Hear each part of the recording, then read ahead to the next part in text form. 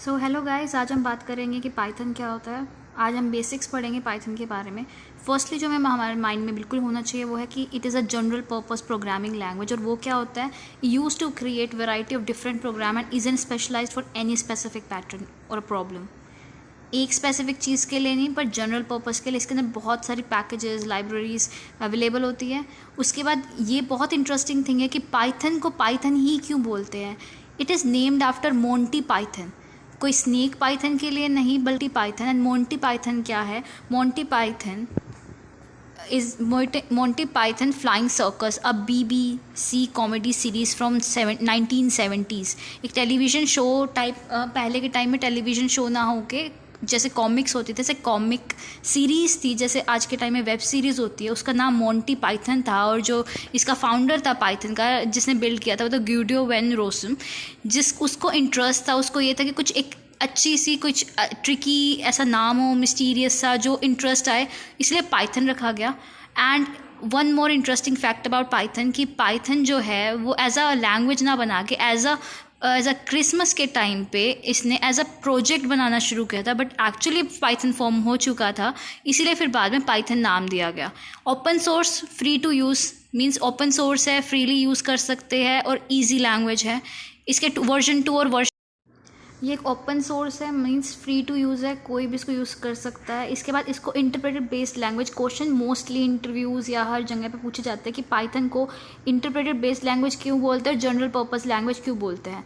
वो हम पढ़ चुके हैं जनरल पर्पस, क्योंकि वैरायटी ऑफ डिफरेंट प्रोग्राम्स हम इसमें कर सकते हैं। दूसरा बात कि ईजी टू बिल्ड पैकेजेस है, बहुत सारे अवेलेबल है, नमपाई हुआ, पांडोस, मतलब बहुत सारी चीज़ें अवेलेबल होती है। इंटरप्रेटेड बेस्ड इसलिए बोलते हैं क्योंकि सोर्स कोड को यह कन्वर्ट करता है बाइट कोड में। बाइट कोड क्या होता है? जो हमारी मशीन या कंप्यूटर अंडरस्टैंड कर सके। वो क्या होता है? हमारा जो भी हमारा इन्फॉर्मेशन हम कंप्यूटर या अपनी मशीन को देते हैं वो 0 या 1 की फॉर्म में होता है। तो सोर्स कोड को ये कन्वर्ट कर लेता है बाइट कोड में। और बाइट कोड जो होता है वो एग्जीक्यूट होता है वर्चुअल मशीन के थ्रू। और वर्चुअल मशीन क्या होती है? Digital version of physical computer होता है। तो आइडिया हुआ कि इसको जनरल पर्पस क्यों बोलते हैं, इंटरप्रेटेड क्यों बोलते हैं और ओपन सोर्स। ये 3 पॉइंट हमेशा याद रखना पाइथन जैसे ही आए।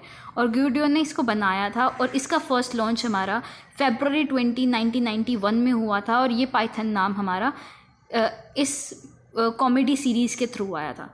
इसके बाद हम एनाकोंडा की बात करते हैं। एनाकोंडा क्या होता है? Anaconda offer vast collection of pre installed packages of libraries. मतलब हमें पाइथन एग्जीक्यूट करने के लिए हम एनाकोंडा का यूज़ कर रहे हैं। तो एनाकोंडा को, इसका नाम एनाकोंडा ही क्यों रखा गया?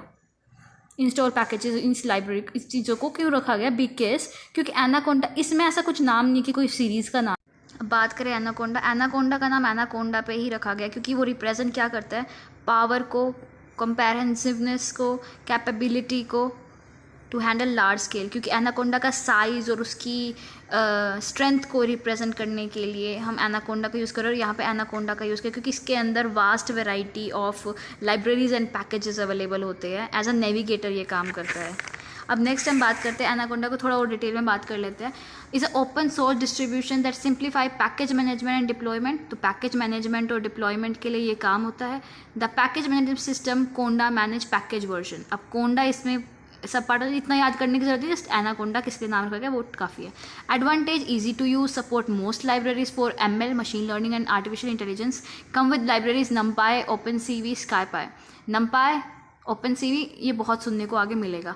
इसके बाद हम जुपिटर नोटबुक का काम यूज़ करते हैं। जुपिटर नोटबुक ना से ही हम दूसरी सोर्सेज को भी यूज़ कर सकते हैं, बट यहाँ पे मैंने स्पेसिफिकली जुपिटर यूज़ किया है बिकॉज जुपिटर में हम कोड भी लिख सकते हैं और सिंपल टेक्स्ट भी ऐड कर सके as a environment for writing Python code throughout the program. और अगर हम प्रेस P करते हैं तो व्यू, मतलब उसमें जितने भी कोड अवेलेबल, कमांड्स अवेलेबल, जो चीज़ होती है ईजीली अवेलेबल है, वो हमें शो हो जाती है। इमेज के लिए ये सब एक्स्ट्रा चीज़ें मैंने ऐड कर रखी है so that you can learn. अगर हमें उसमें इमेज करनी है इन केस ऑफ जुपिटर तो हम ये कमांड को यूज़ करते हैं। इसमें image SRC equal to image path. अब image SRC equal to image path क्या होता है कि वो इमेज कहाँ पे अवेलेबल है अगर आप जुपिटर में ऐड करना चाहते हो। ये प्लस पॉइंट है जुपिटर नोटबुक का कि हम इमेज ऐड कर सके। तो ऐसे हमें image IMG SRC equal to, यहाँ पे इमेज का एड्रेस डालना है। इमेज URL क्या होता है? Nothing but the address from where we are taking the image. तो यूनिफॉर्म इसकी फुल फॉर्म होती है यूनिफॉर्म रिसोर्स लोकेटर। अब URL क्या होता है बता दिया, जैसे मैंने address use to locate a specific resource on the internet.